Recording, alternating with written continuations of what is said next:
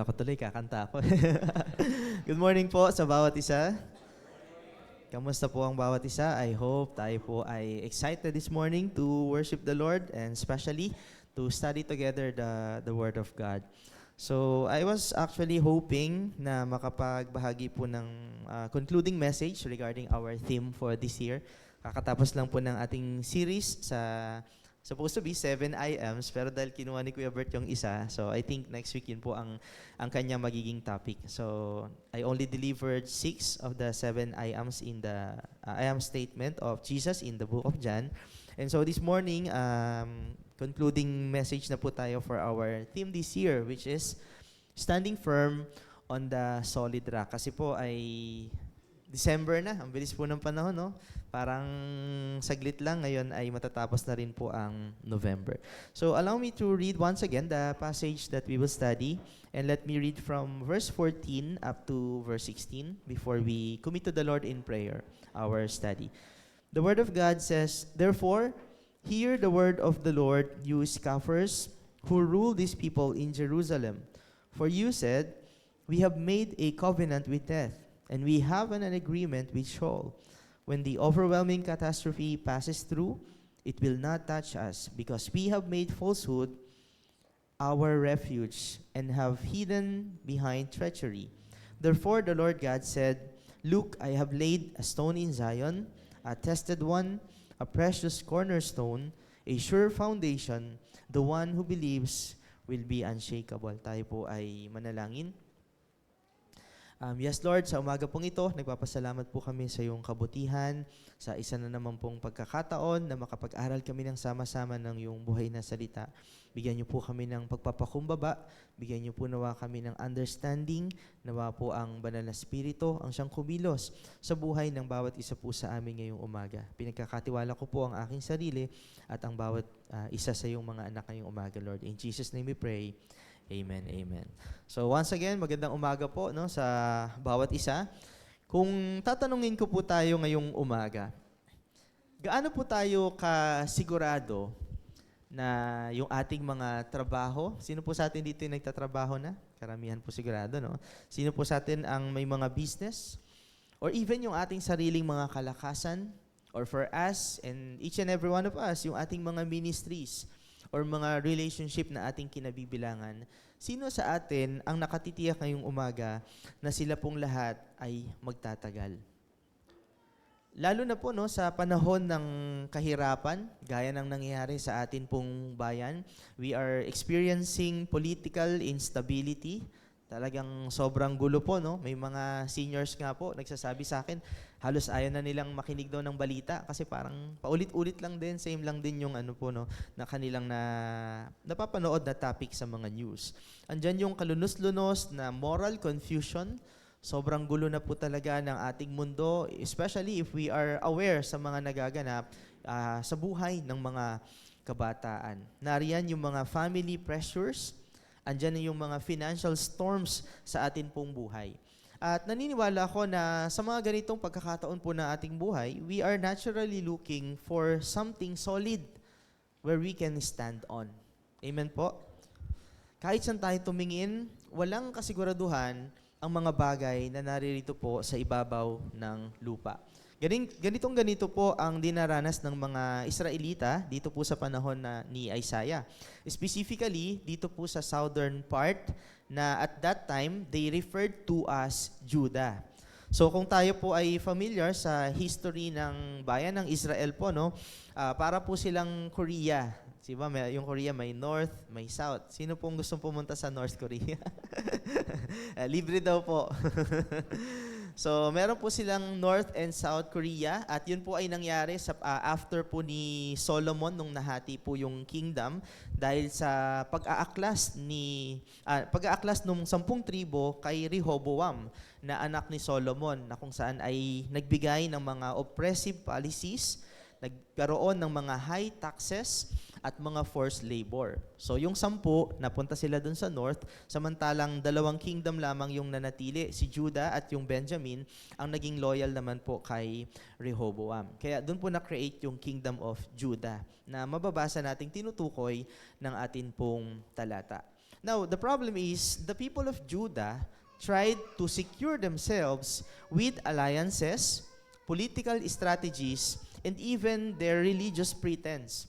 So, dyan nila tinago or dyan nila kinuha yung kanilang seguridad.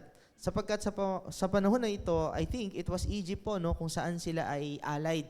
So, feeling nila dahil malakas ang bayan ng Egypt, secure sila sa anumang mga panganib, anumang mga pagsalakay ng iba't iba pang mga bayan. So at this juncture, God interrupts their false hopes.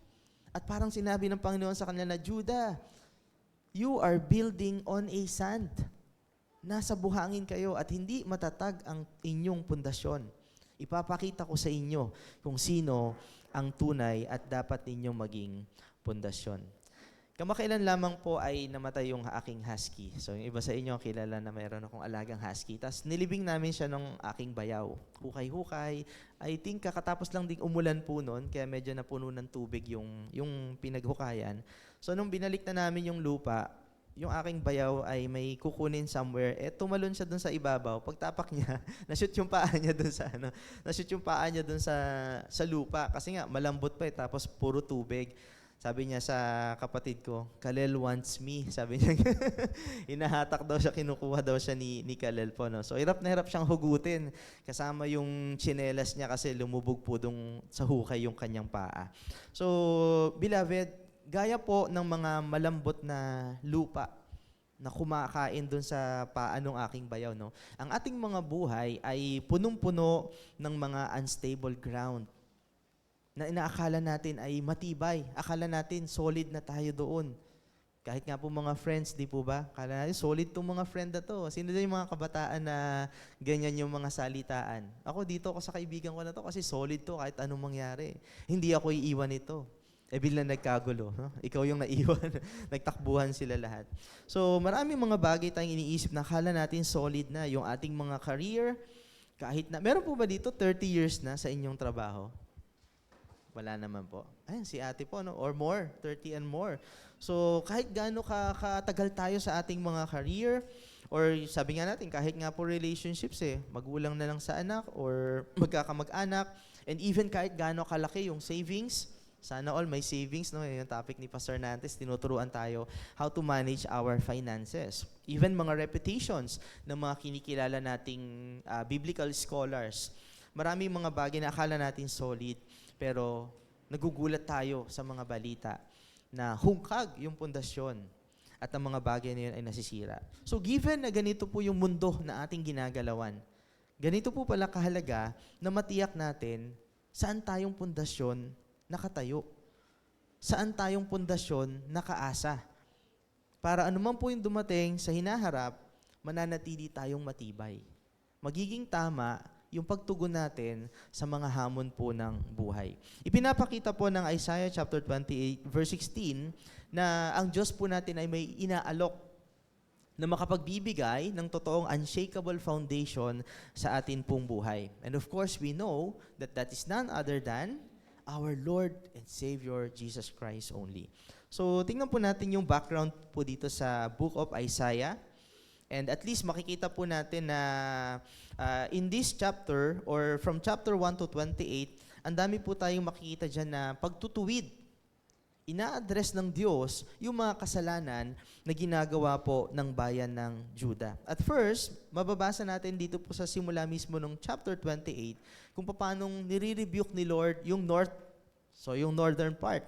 Ang tawag po nila din dyan ay Ephraim. So bakit naman Ephraim? Sapagkat isa sa mga dominanting tribo yung Ephraim sa 10 tribo nung mga panahon na yon. Kaya minsan, tinutukoy siya na Northern Kingdom o kaya naman ay Ephraim, while the southern part is called Judah. So kinokorek sila ni Lord sapagkat nandun yung kanilang pride, andun yung kanilang drunkenness, andun yung kanilang spiritual blindness, at iba't iba pang mga kasalanan na ginagawa sa buhay. And there are at least 6 woes or distress pronouncement na mababasa po tayo dito, no? Against Israel and against Judah's sins from chapter 1 to 28. Isama pa natin yung iba't iba pang mga warnings, mga rebuke, and mga judgment na nakakalat po sa buong libro. Kaya pag binasa niyo po yung aklat ng Isaiah, medyo mabigat yung dating. Kasi talagang dinidikdik po dyan, ina-address, ini-specify, mini-mention yung lahat ng kanilang kalikuan, yung kanilang mga kasalanan against the Lord, their rebellion against the Lord. And so makikita natin in chapter 28, 1 to 13, in-address yung northern part, biglang tumalon po sa verse 14 to 22, in-address naman po yung Judah and Jerusalem. Ano po ba daw ang problema ng kanilang mga leaders noong mga panahon na yon? Their leaders were mocking God's warnings. At sinasabi po nila na, we have made a covenant with death. So grabe, no? Ganito po sila kayabang sa harapan ng Diyos. When the overwhelming scourge passes, it will not reach us. So ganun sila ka-confident dun sa foundation na kanilang tinatayuan. They believed they were safe from judgment and troubles through their own alliances.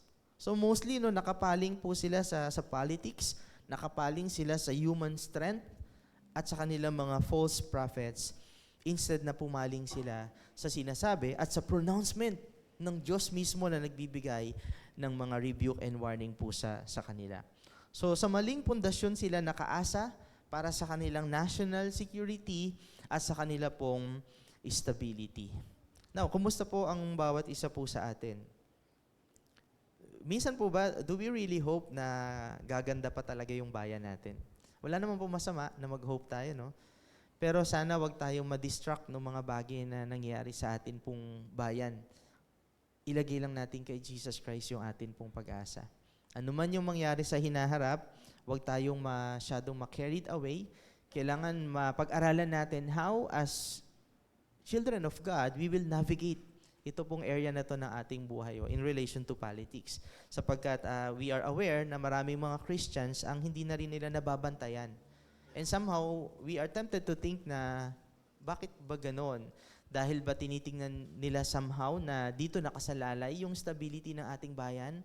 Which is, practically, that's true. Na pag matino ang ating mga leaders, magkakaroon tayo, especially kapag may takot sila sa Panginoon, magkakaroon tayo ng maayos na bayan. Pero I hope na hindi tayo lang mapunta dun sa other extreme and that we will carefully navigate this area po ng ating buhay. We will not totally detach ourselves kasi that is unchristian, pero hindi rin natin sobrang i-engage yung ating sarili na makalimutan na rin po natin yung ating testimony. So that's my point. Kailangan balance lang po yung pag-navigate natin dyan sa area na yan. So paano po dito tumugon naman ang Panginoon sa kanilang false hope na stable kami, secure kami, kasi may mga kakampi kami na malalakas na bayan. So dito na po pinasok ni Lord yung propesiya. This is actually a prophecy patungkol sa Panginoong Jesucristo na ipapadala ng Diyos na magiging matibay na pundasyon ng bawat isa kung saan dapat sa Kanya natin ilalagay yung atin pong buong pagtitiwala. So, dito ay ginagawan po ng Lord ng contrast. Yung human false foundations, yung mga kasinungalingan, yung kanilang pride, yung kanilang mga alliances as against God's true foundation, who is the cornerstone, our Lord and Savior Jesus Christ. So, ngayong umaga, tingnan po natin saan talaga tayo nakasandig. Nakasandig po ba tayo sa ating sariling kakayanan or tayo ay nakasandig na dito po sa pundasyon na naisibahagi ng Diyos sa Book of Isaiah. So, i-unpack po natin itong one small verse na ito and let me share 5 points. Number 1, God's foundation is provided by God. So, ito po yung mahalaga na makikita natin dito. Sabi niya, behold, I am laying in Zion or Jerusalem a stone. Yung salita po dyan na laying, ito po ay nangangahulugang to establish, to secure, to set securely, or fix firmly. So, ang main idea po pala nung salita na ito ay ang paglalagay ng bagay na may bigat at stability. And therefore, dahil yan ay mabigat, dahil yan ay stable, walang sino man ang maaaring makapagbago, makamove, or makagalaw ng bagay na yan. So, yan po yung sinasabi po dito. At sino daw po yung naglalagay ng pundasyon? Walang iba, kundi ang ating Panginoong Diyos. So in other words, ang pundasyon na binuo ng Diyos ay pundasyon na tiyak na matibay at tiyak na maaasahan. At walang sino man ang pwedeng sumira or yumanig dito. Kaya nga po again, babalik pa rin tayo. Saan natin hinahanap yung pundasyon ng ating buhay? Sa Diyos po ba talaga? Or baka kaya pag may mga pagsubok, madali tayong mayanig kasi hindi talaga kay Lord yung atin pong pundasyon. So tingnan po natin. Another word na binanggit po dito is the word stone. So, ang tinutukoy po dito mga kapatid ay hindi lamang po yung basta mga pebbles na pag nagpupunta tayo sa ilog, may mga bilog-bilog na bato po, di ba? So, hindi lang maliit na bato yung tinutukoy po ng aklat na ito, kundi ito yung mga massive stones na kanila pong ginagamit sa pag-build ng mga gusali or struktura. In the Near Eastern construction, una po nilang tinatayo at binubuo yung tinatawag na cornerstone. Okay? Marami na tayong narinig na preaching previously since March nung nag-open up po tayo ng theme about this. At ito yung pinakamahalagang bahagi sapagkat ito yung magdadala po nung pinakang bigat nung istruktura.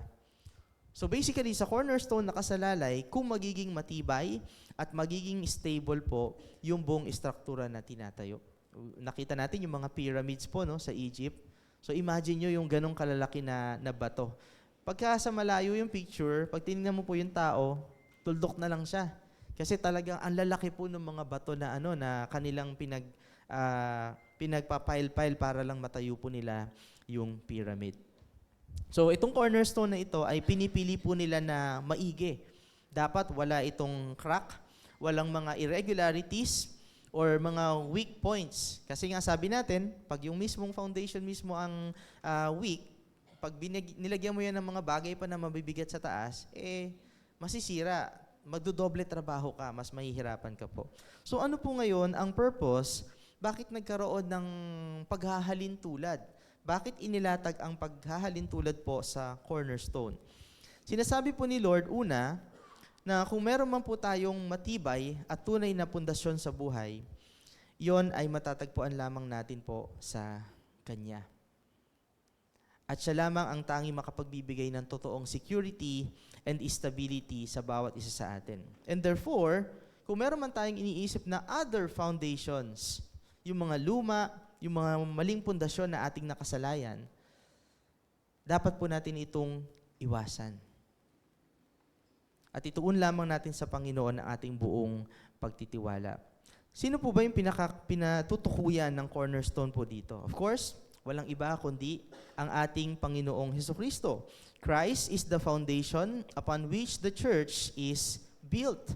Ano pong sabi ng 1 Corinthians chapter 3 verse 11? Let me read. No one can lay any foundation other than the one already laid, which is Jesus Christ.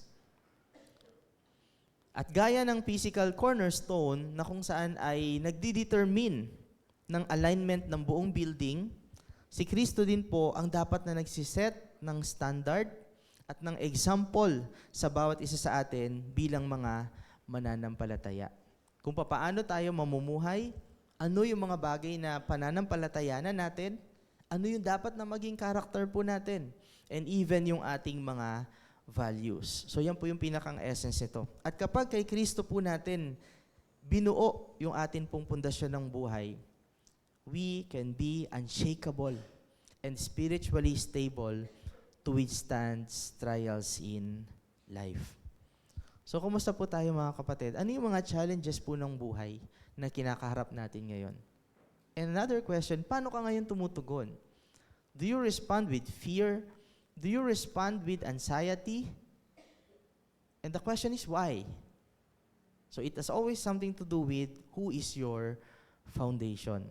If Christ is our foundation, mas magiging tama po pala yung ating pagtugon. So going back to Judah, sabi ng Panginoon, Judah is building life on unstable ground.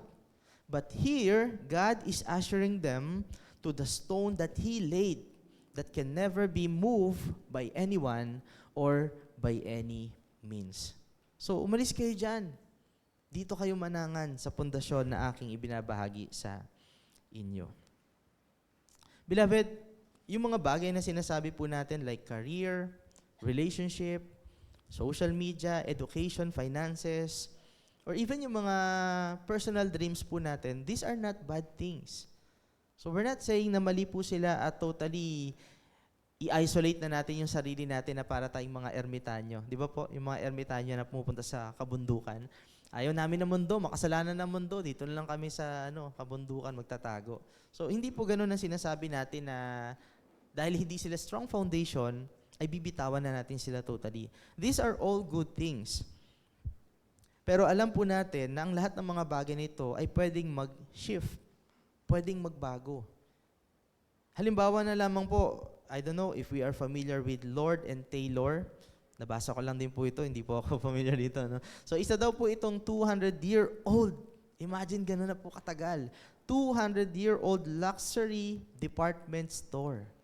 Sana all nakakapunta sa mga ganyang department store, no? Pero ano pong problema? Nung time daw po ng pandemic, nagsara itong department store na ito. Yung lahat ng kanyang mga branches. So imagine, luxury store for 200 years. Ganun na po siya katagal.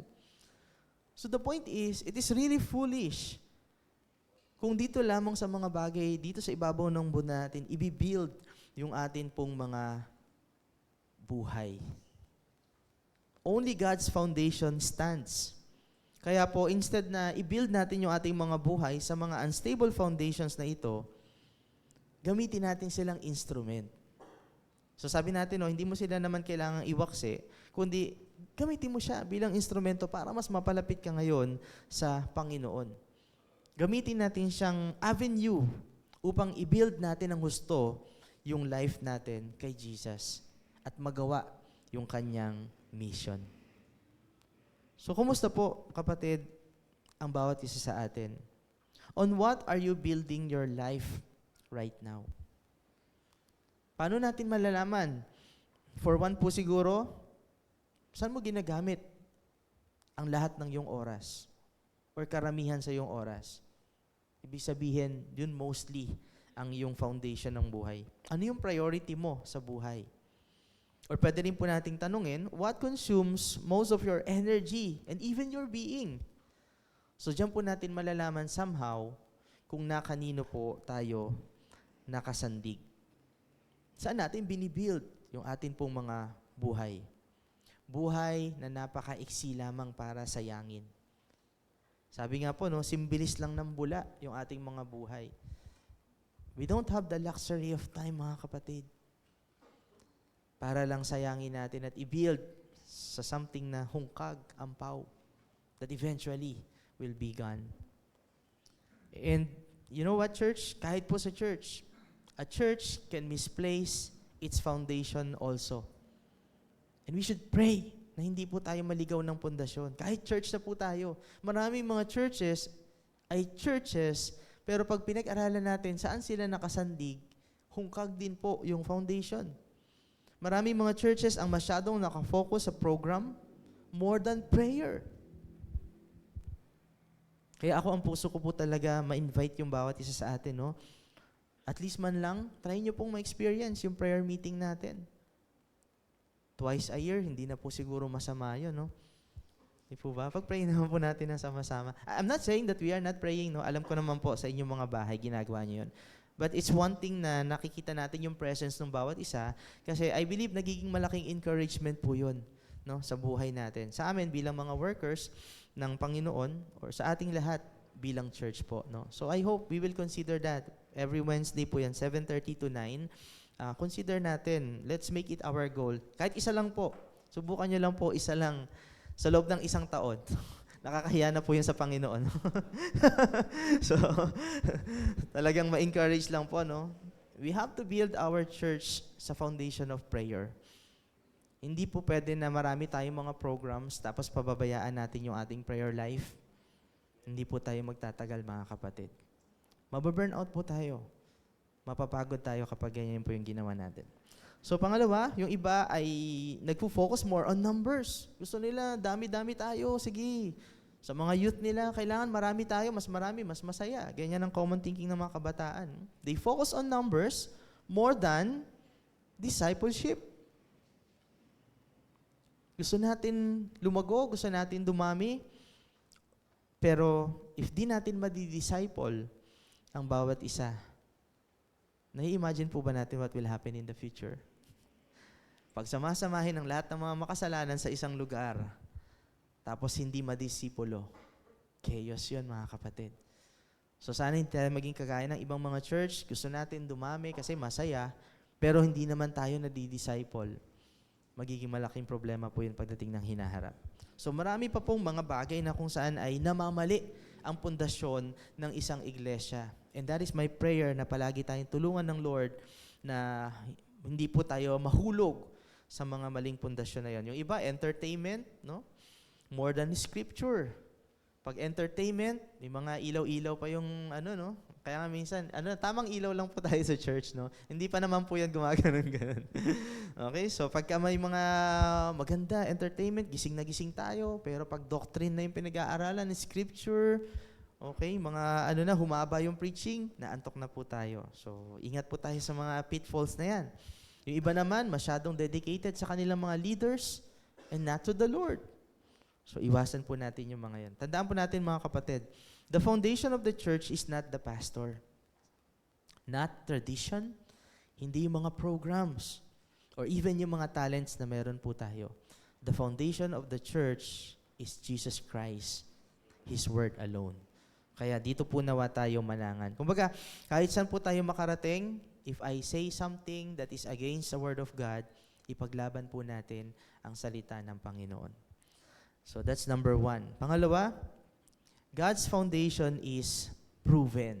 So ito po yung maaasahan natin dito. It is a tested stone.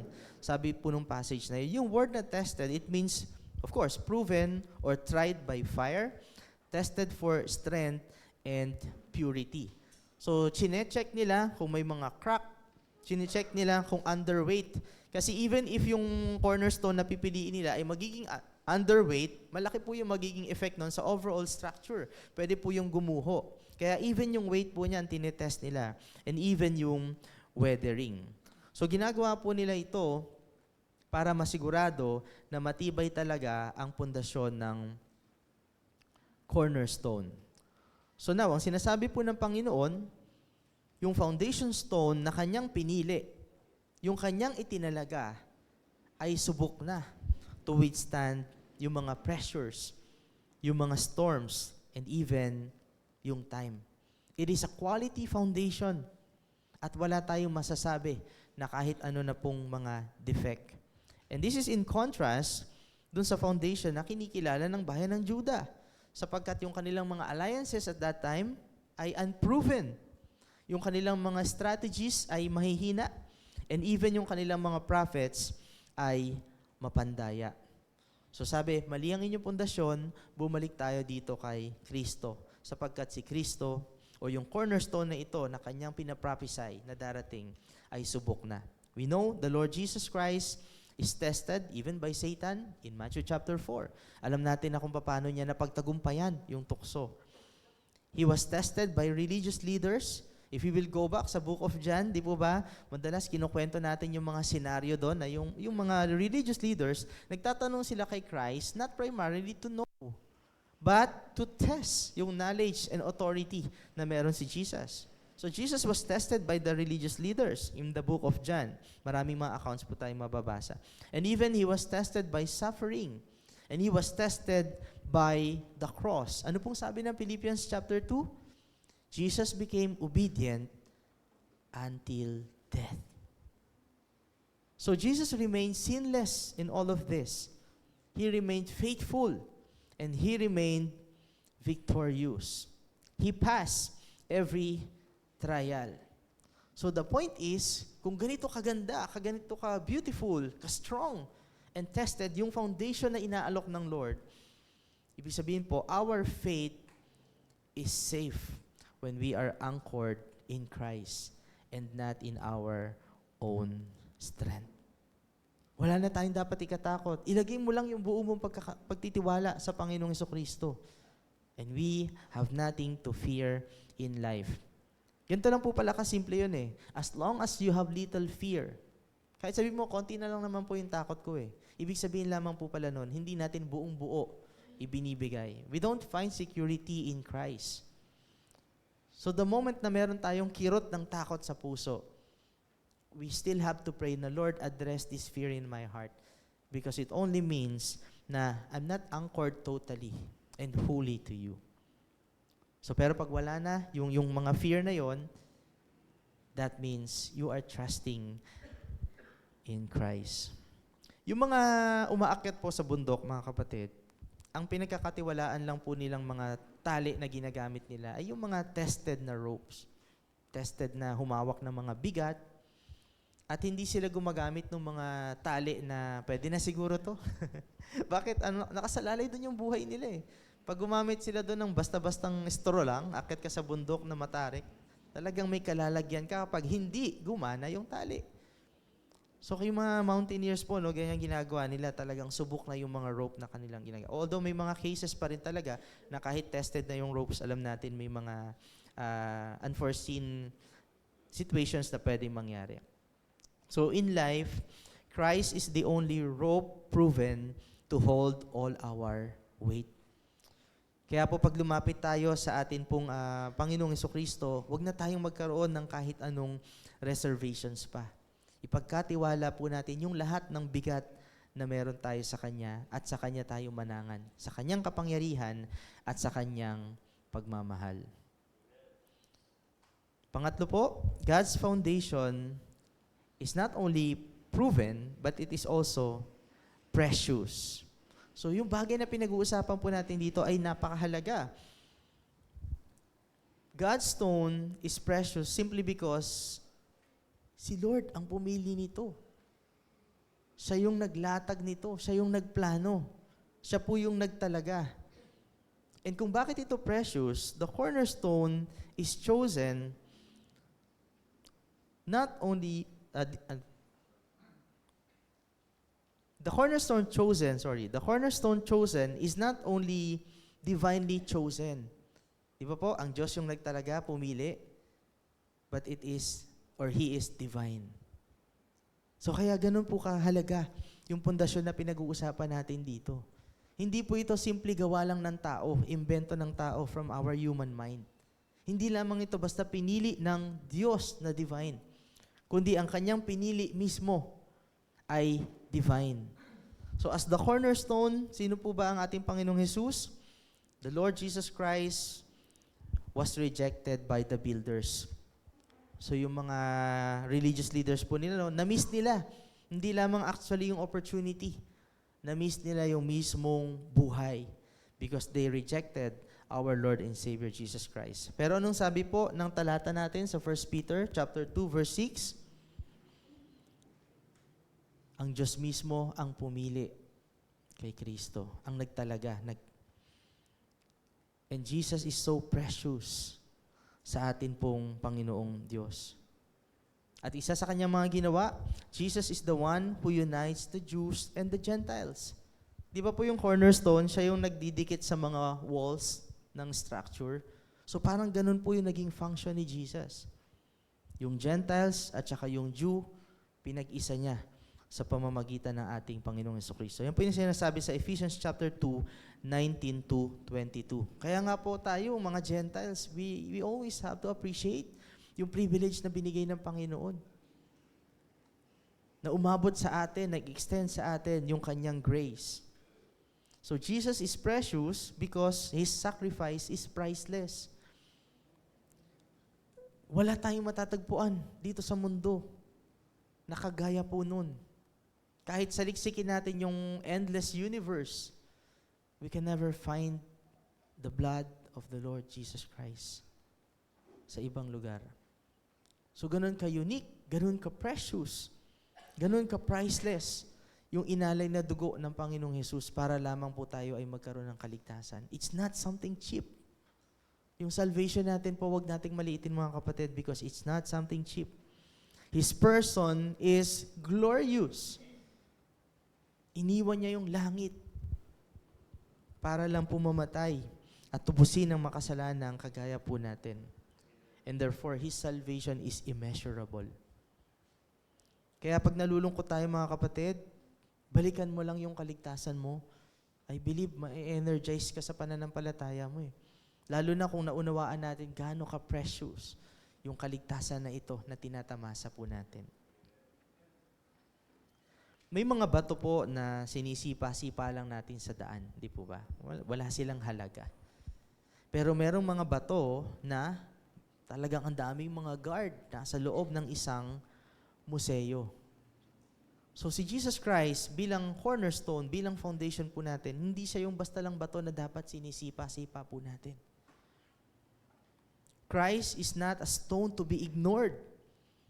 He is priceless, na dapat bigyan po natin ng value. Imagine, the God of the universe gives so much value to Christ. How much more tayo? Hindi po ba dapat mas higit tayong magbigay ng value sa atin pong Panginoong Hesukristo? Is Jesus precious to you, kapatid? Talaga bang mahalaga sa iyo si Kristo? Nakakalungkot po, no? Maraming mga mananampalataya, they treat Jesus Christ as optional. Secondary lang. O kaya naman po ay pang-emergency lang. Yung sinasabi natin na lumalapit lang tayo kay Lord kapag yung buhay natin ay magulo. Pero kapag pumayapa, hindi na po si Jesus yung ating nagiging priority. Now, do not mislead me po mga kapatid. When we say Jesus is our priority, it doesn't always mean that you have to be in the church. You can prioritize Jesus even in your workplace. Pero hindi rin naman natin isinasantabi yung kahalagahan that as one body, nandito din tayo dapat po sa church. Tulong-tulong tayo. Nakaka-bless nga po yun pag may mga kapihan tayo. Andyan yung mga nagsishare ng gospel, nagkakanaw ng kape, nagtatawag ng mga tao. Diba? As one body, we are really doing our part dito sa loob ng church. Pero we can do that. Kahit sa inyong mga school, young people, you can prioritize Jesus. Yung pagbibigay pa lang ng best ninyo na hindi kayo mangopya sa school, because you want to glorify Jesus, pinapakita nyo na mahalaga siya para sa'yo. Naalala ko po noon, huwag kayong mag-alala, naranasan ko rin yung mangopya nung high school ako. Ayan. Minsan strategy pa kasi malabo yung mata ko. Sabi ko, hindi ko mabasa yung board, patingin nga ng notes mo. So para-paraan lang nung time na yun. Pero nung nag-aral ako sa seminary, pagtapak ko sa library, sabi ko, Lord, nung nag-aaral ako, wala akong line of 9, hindi ko nabigay yung best ko, nangungopya ako. This is my last chance na mag-aral. Gusto ko po itong ibigay sa'yo. And true enough, the Lord honors my prayer. At tinulungan niya ako sa akin pong pag-aaral. So sana ganun din po tayo, no? In everything that we do. Okay? Nasa saan man po tayo, pwede nating ibigay yung best natin in honor to our Lord and Savior Jesus Christ. And even us as a church, we have to be Christ-centered in everything. Because in that way, we show the preciousness of our Lord Jesus Christ. Hindi po dapat instrument si Jesus. Dapat siya yung ma-magnify sa lahat po ng ginagawa natin. Hindi siya instrument para ma-magnify yung ating mga sarili as we serve Him. Dapat po siya yung object ng atin pong worship. And so here in our church, we are trying to be as biblical as we can in our preaching, as Christ-centered as we can in our preaching. Gusto natin maging Christ-exalting yung atin pong worship. Because we only have one audience every time we worship. And that is none other than our Lord Jesus Christ. Gusto natin ng gospel-driven mission. And so we keep on encouraging one another to participate sa atin pong mga gospel sharing activities. And we want a discipleship that honors Jesus. Bakit gustong-gusto natin yung discipleship? Kasi yun yung kalooban niya eh. Yun po yung iniwan niya na task bago siya umuwi doon sa heaven. And so by giving importance doon sa kanyang mandate bago siya umalis, in that way, we honor Jesus. Kaya talagang yan po yung gusto nating bigyan ng diin dito sa ating iglesia, na magpa-disciple at mag-disciple din po tayo eventually ng iba pang mga mananampalataya. So ilan lamang po ito sa mga few ways where we can show our appreciation sa preciousness ng cornerstone na inilatag po ng ating Panginoong Diyos. So pang-apat, makikita po natin that God's foundation is permanent. So talagang yung bawat salita na ginagamit sa verse, pabigat ng pabigat. It's not only tested. Aanhin mo yung tested and proven if it is not something permanent. Kung eventually, mawawala din naman. So sabi dyan, it is a sure foundation. The word sure means stable, firm, unshakable, and immovable. And literally, pag pinag-aralan po natin yung salita, it means it was established with a deliberate intention. Hindi siya intended to stay pansamantala lamang. It is intended to last forever. So, inilagay yan ng Lord, si Jesus Christ. At panghabang buhay na yun.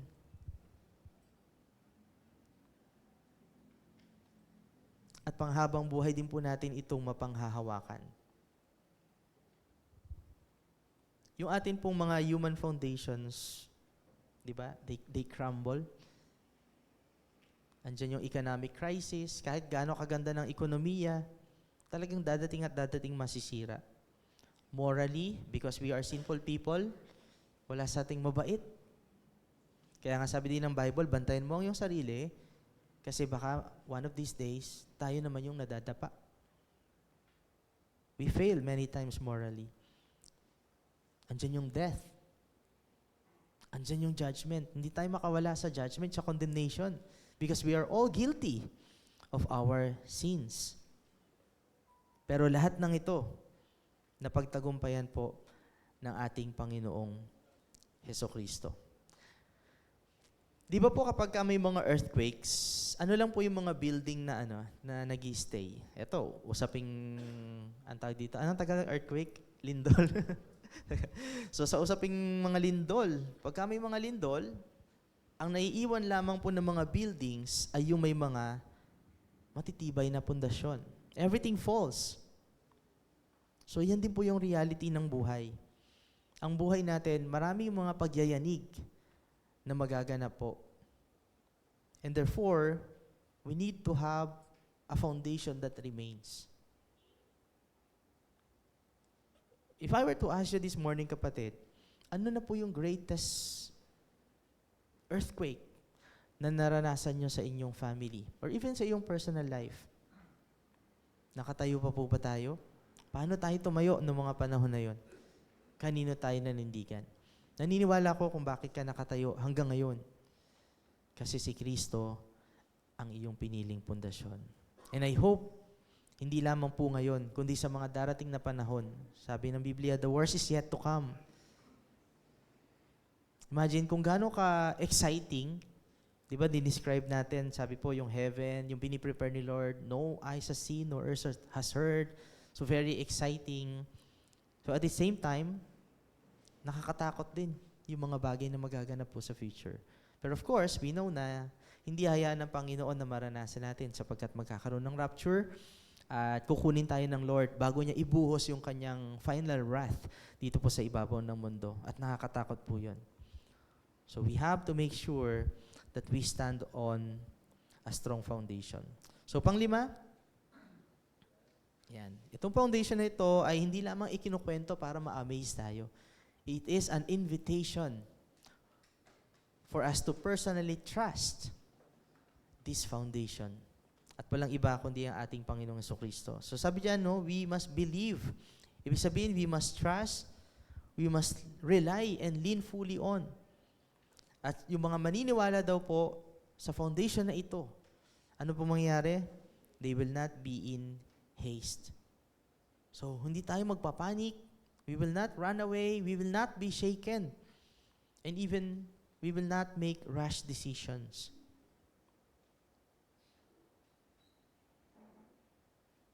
So, bakit? All because we have a strong foundation, we can stay safe and steady anuman po yung ating circumstances if we truly abide in Jesus. And totoo po yun. Ilang beses na po tayo nalagay sa alanganing sitwasyon. Ako, maraming beses na po ako nalagay sa alanganing sitwasyon. Pero pag nagtitiwala tayo kay Jesus, totoo po yung kantang God will make a way eh. Tama po? Ang daming beses nating napatunayan. Nandun na tayo sa bingi to the point na wala na tayong makita. Minsan dinadala talaga tayo ng Lord sa ganung sitwasyon para talagang masigurado na siya yung atin pong pundasyon at sa Kanya tayo nagtitiwala. The Lord empty us para ma-feel niya tayo.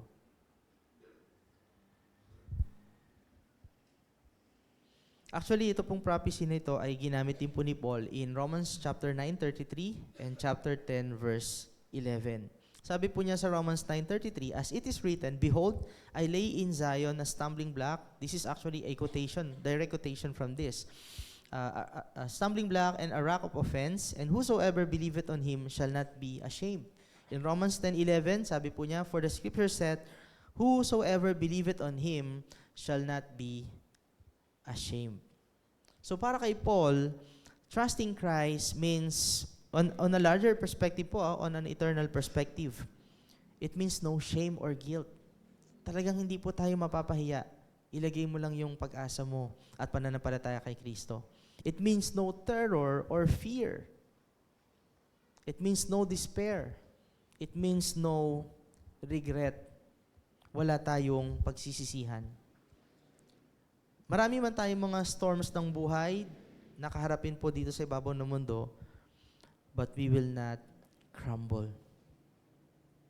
Without Christ, lahat ng mga foundations po ay maaaring mag-fail. But with Christ, our soul will stand forever.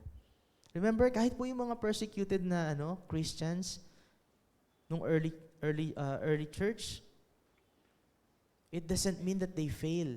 Yung mga sinunog at stake, ibig sabihin po ba dahil namatay sila sa kanilang pananampalataya, kahiya-hiya po sila? No.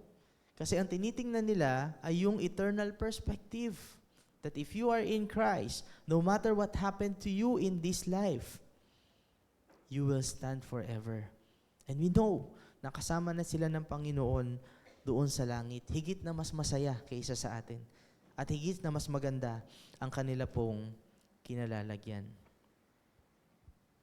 Kaya pala, pag tinignan po natin yung buhay ng mananampalataya, talagang iba po eh. Meron akong mga nakikita na namatayan na, pero nakangiti pa rin. Bakit kaya masaya What I mean is, hindi sila masaya na namatayan, pero meron kasi silang peace sa puso. At lalo, pag alam natin na yung namatay nating kamag-anak, tumanggap kay Kristo. Wala nang masasaya pa po doon.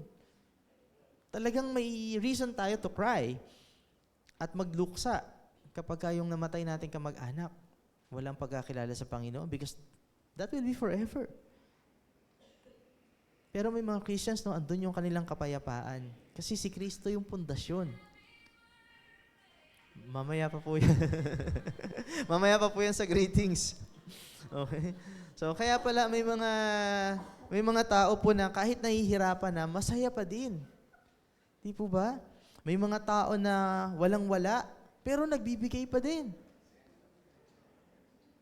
Bakit nila nagagawa yun? Ito na lang yung meron ako. It has something to do with how they see Christ. May mga tao na salat, na supposed to be, gamitin na lang yung buhay para maka-earn somewhere, pero ginagamit nila yung buhay para patuloy na maglingkod. So it really make a difference kapag si Christ po yung foundation ng atin pong buhay. So I hope this morning talagang masaliksik po natin yung ating mga buhay. Sino po talaga yung ating pundasyon? Marahil, sabihin natin 50% ng buhay ko, alam ko si Christ. Pero hindi lang 50% yung hinihingi ni Lord. Hindi lang 50% yung deserve niya. He deserves everything. Kasi tinubos niya yung lahat sa atin pong buhay. Kasi baka naman po, makauwi tayo, sabihin natin na, okay naman na ako, Pastor, sa 50% eh. Satisfied na ako doon. No. Hindi po yun ang deserve ng Panginoon. We have to give Him everything. And we have to make sure na sa lahat sa atin pong buhay, Siya yung ating foundation. At ginagamit natin ito sa Kanya. Whether we are in church, whether we are outside church, wherever we are, He remains our sole foundation. So paano po tayo tutugon? Unang-una, patuloy nating establish yung ating buhay kay Kristo lamang. Pag may mga pagsubok, nagtitiwala ka ba talaga sa Kanya? Okay, so i-assess natin yung atin pong personal na buhay. Do I rely on Him for my salvation? Ito yung pinakamahalaga po. Bakit mo iniisip na sa langit ka mapupunta? Dahil ba nag-church ka sa Alpha Baptist Church? Pag yan po ang iniisip mo, matakot ka po. Hindi ka po mapupunta sa langit. Ayan. So kailangan si Christ lang. Kasi kahit gaano ka po, ilang beses ka nang umattend sa Alpha Baptist Church, kung wala naman talaga sa'yo si Kristo, hungkag yung ating pong foundation. Am I trusting in Christ for my salvation? Mahalaga na sa Kanyang ginawa lamang sa krus ng Kalbaryo tayo nakaasa para sa ating kaligtasan. So pangalawa, magpasakop tayo sa pag-align ng Panginoon sa atin. Di ba po, yung cornerstone, siya yung ginagamit para ma-align lahat. Pag hindi naka-align yung cornerstone, magbengkong, sorry sa term, parang tagilid. Hindi magiging tama yung direction. So yun yung purpose din ni Christ. Kailangan ina-align niya yung atin pong buhay, yung direction ng ating buhay. In terms of character, meron pa bang mga character natin ang kailangang ma-align? Ikaw ba yung taong magagalitin, mainitin ang ulo? Ikaw ba yung nagmumura? Ikaw ba yung may mga bisyo? Ikaw ba yung nagsusugal? So lahat ng mga ayon ng Panginoon, magpa-align tayo sa Kanya as our cornerstone. Yung ating mga decisions, yung ating mga habits. So magpa-submit tayo po sa realignment na gagawin ng Panginoon. And then let us make Christ precious. Again, kung sa mahabang panahon ay na-realize natin ngayong umaga na, lagi lang ako nag-church pero hindi naman pala talaga precious sa akin si Jesus. So let's make Him precious sa ating pong buhay. Bigay natin sa Kanya yung priority ng ating prayer. Let us prioritize Him in worship. Huwag po tayong tumingin sa tao. Kasi I'm telling you, pag sa tao ka po tumingin, ma-offend ka, lalo na sa pastor. Okay? So prioritize natin si Jesus in worship. Let us make sure na whenever we sing, we see Christ. Whenever we serve, we see Christ in everything that we do here in church. Let us prioritize Him in obedience. Sunod po tayo sa ipinag-uutos ng Lord. If He wants us to share the gospel, share natin yung gospel. If ang calling ng Lord sa'yo this morning, ma-involve ka sa discipleship, pasok po tayo sa discipleship. Let us prioritize Jesus in our mission. Pang-apat po, let us stand firm in trials. So sabi nga po natin kanina, kung si Jesus ang pundasyon mo sa mga pagsubok, iwasan na natin yung mag-panic, yung maging anxious. Remember, anxiety is sin. Pag nasanay tayo na pag may mga problema po, lagi tayong anxious, that means we are living in sin. And we are not living in faith. So do not fear. Ito yung natural response natin bilang mga sinful people, takot. Pero hayaan nating palitan ng faith ni Lord yung mga fears na meron po tayo. And as a church, let us keep on building everything on Christ. Are we Christ-centered in our programs dito po sa church? O baka nagiging activity-centered na lang po tayo? So balikan natin. Kumusta yung mga ginagawa po natin dito sa church? Si Jesus pa ba yung focus? O dahil masaya na lang tayo sa mga Bible studies? O baka dahil masasarap yung mga pagkain pag may mga... So sana hindi po tayo mamamali ng focus sa mga ginagawa natin dito sa church. Mamaya, meron po tayong cleaning fellowship. Okay? Bakit gusto mo maglinis? Okay, hindi lang para mapaganda yung church because we want to create a good testimony sa mga i-invite nating bisita, how the Lord is blessing this church. Yung order, yung cleanliness, lahat po yan. Is our preaching Christ-centered? Are we building disciples or we are building attendance? Is our unity rooted in Christ?